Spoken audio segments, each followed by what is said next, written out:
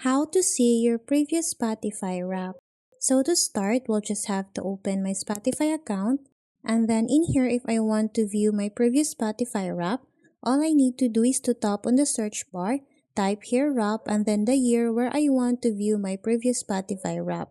So as an example, I'm gonna type here 2023, and then after that, tap on search, and as you can see, it automatically showed me this option, your top songs on 2023. After that, we'll just have to tap on this one. And as you can see here, it automatically showed me the list of songs that I have listened before. Keep in mind that you won't be able to see that kind of animation where it will walk you through the variety of different artists and songs. In this option, it will only show you the list of songs that you have listened before. So that's how easy we can see our previous Spotify Wrap. Thanks for watching, and if you find this video helpful, please don't forget to subscribe, hit the like button, and then the notification bell so you won't miss any of our future videos. See you on the next one!